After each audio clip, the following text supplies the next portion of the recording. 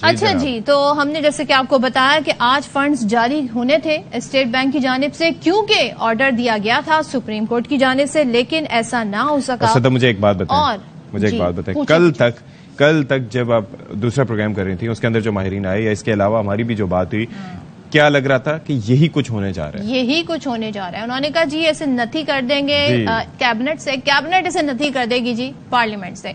तो हम ये देख रहे हैं जो अदालती फैसला आ रहा है उसके खिलाफ एक तो करारदादें आ रही हैं, दूसरे मामला ऐवान में भेजा जा रहा है। तो जी अब ये फैसला है कि इलेक्शन कमीशन को फंड्स की फराहमी का मामला कौमी असेंबली में पेश कर दिया जाएगा और सुप्रीम कोर्ट के हुक्म के मुताबिक रकम जारी करने के लिए ये आज आखिरी तारीख है, कल रिपोर्ट देनी है। यानी अब मैं डेट सही बता रही हूँ, 18 को रिपोर्ट जमा करानी है। इससे पहले कायमा कमेटी बराए खजाना के इजलास में रकम का मामला एजेंडे पर था।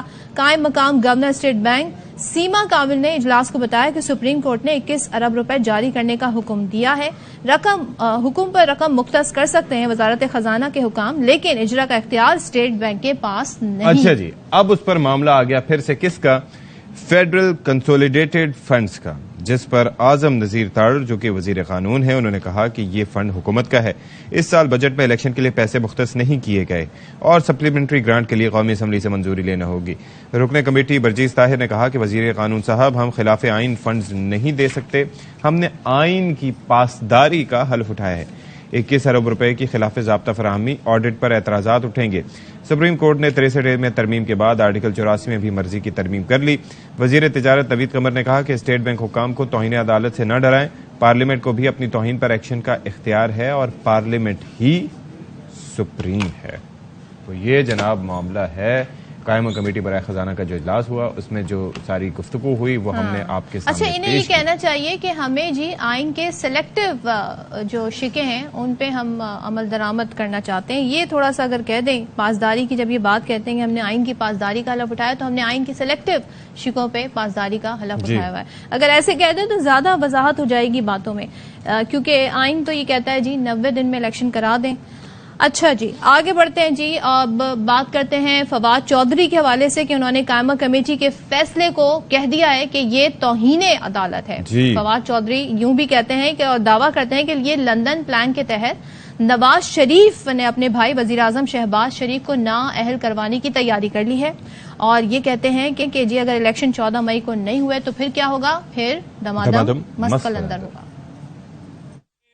जो रकम है ये आज अगर ट्रांसफर नहीं होती तो ये सुप्रीम कोर्ट की तौहीन होगी, जिसमें पहले इंशाल्लाह एक्टिंग गवर्नर स्टेट बैंक जो हैं वो अपने घर पे जाएंगे। जो सारा खेल खेला जा रहा है वो लंदन प्लान का हिस्सा है और लंदन प्लान ये है जो नवाज शरीफ ने और मरियम नवाज ने बनाया है कि शहबाज शरीफ को डिस्क्वालीफाई करवाना है। शहबाज शरीफ को कुर्बानी के बकरे के तौर के ऊपर पेश किया जा रहा है नून लीग की तरफ से। 14 मई को पंजाब में इलेक्शन कराने होंगे, अगर नहीं होगा तो फिर ये सड़कों के ऊपर दमादम मस्त कलंदर होगा। पाकिस्तान की कौम इनकलाब के लिए निकलेगी। अच्छा, राना सनाउल्लाह साहब ने भी हुकूमत के इरादे वाजे कर दिए हैं। कहते हैं कि जितना भी मर्जी जोर लगा लें 14 मई को इलेक्शन नहीं होंगे। अच्छा जी जाए, आप देख लें क्या कह रहे हैं। अच्छा जी, अब इलेक्शन पे तो अशफाक सभी बयान दे रहे हैं, सारे सियासतदान बयान दे रहे हैं। पता करें इलेक्शन कमीशन क्या कर रहा है। इलेक्शन कमीशन क्या कर रहा है? इलेक्शन कमीशन की जानिब से अभी वो, बल्कि कल ये खबर इस तरह की सर्कुलेट करना शुरू हुई थी कि इस्लामाबाद में एक आलीशान रिहाइशगाह की तामीर की तैयारियां शुरू कर दी गई हैं, मंसूबे पर कार्रवाइयां शुरू कर दी गई हैं। सामने जो है इन्विटेशन फॉर बिड्स आपके सामने है। अच्छा, सीडीए की जानिब से ये तस्दीक भी जारी कर दी गई है, मंसूबे की बाकायदा इजाजत भी दे दी गई है और ये सेक्टर F52 है जिसमें रिहाइशगाह तामीर की जाएगी। और लागत क्या है जी इसकी? 10 करोड़ रुपए की। अच्छा, मेरी जुबान में भी लुकनत आ गई है पढ़ते हुए। 10 करोड़ रुपए की लागत आएगी और तामीराती कंपनियों को ठेका दिया जाएगा। 100 मिलियन होते हैं ये, पता है आपको? 100 मिलियन 10 करोड़ होते हैं। पूछ रही थी ना। तो अब जाहिद मशवानी साहब हमारे साथ मौजूद हैं, उनसे जरा बात कर लेते हैं। जाहिद मशवानी साहब, ये बताइएगा कि ये पहले क्या कोई रिहाइशगाह नहीं थी जिसके वजह से अब ये तामीर की जा रही है? चक्कर क्या है? Chief election commissioner, election commission के मेंबरान, ये रिटायर्ड जो है अदलिया से जो जजेस हैं आमतौर पर उनको लिया जाता है और कोई एक ब्यूरोक्रेट भी अगर इनमें से आ जाता है 4 साल के लिए इनकी तकर्री होती है। उसके बाद बाकायदा तौर पे अपनी सर्विसेज मुकम्मल करके यहाँ से रिटायर हो जाते हैं। पहले भी पेंशन इनको मिली होती है, दूसरी जो है ना रिटायरमेंट यहाँ से भी ले लेते हैं।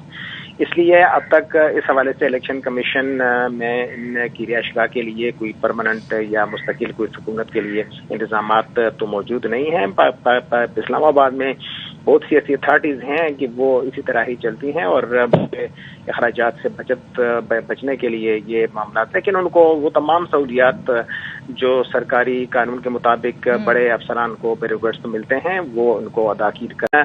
ये बात गुज़िश्ता रोज सामने आई कि मुल्क की जो माशी सूरत हाल है, जब ये बाकायदा तौर पे अखबार में एक तो यहाँ तो बचत हो रही है ना जाहिद, बचत कमेटी बनाई गई है, वुज़रा से कहा जा रहा है जी अखराजात कम करें, ये ना करें वो ना करें, तो ये जो हो रहा है ये किस ज़मन में हो रहा है, किस फंड से हो रहा है? गुज़िश्ता रोज जब एक कौमी अखबार में इस हवाले से एक इश्तिहार आया और उसमें 10 करोड़ रुपए की लागत से चीफ इलेक्शन कमिश्नर की एक पोश इलाके में रिहाइश के लिए जो है बिड्स यानी बोलियों के लिए कहा गया कि जो तामीराती फर्म्स हैं वो इसमें दरख्वास्तें दे सकते हैं। तो एक हैरानगी के तौर पे मीडिया में भी ये चीजें सामने आई, जिसके बाद उस बिड्स में ये कहा गया था कि ये इस्लामाबाद का सेक्टर जो F52 है बड़ा पोश और महंगा तरीन सेक्टर है, जिसमें कनाल से कम कोई जगह नहीं है और 2-2 कनाल की कोठियां वहां पे बनी होती हैं। और उसमें ये 10 करोड़ की लागत से ये घर या रिहाइशगाह बननी थी, जिसके लिए CDA के कल एक आला अफसर से जब मैंने इस्तफसार किया तो उन्होंने कहा कि ये एक प्रोसेस के तहत है और 10 करोड़ की लागत से, और इस हवाले से अगर ये दिलचस्पी का जो फर्म लेंगी तो हुकूमत की तरफ, लेकिन ज़ाहिर है इसकी तामीर में भी टाइम लगेगा और जो मौजूदा इलेक्शन कमिश्नर हैं, चीफ इलेक्शन कमिश्नर, उनके इस्तेमाल में भी नहीं आएगी। लेकिन बहरहाल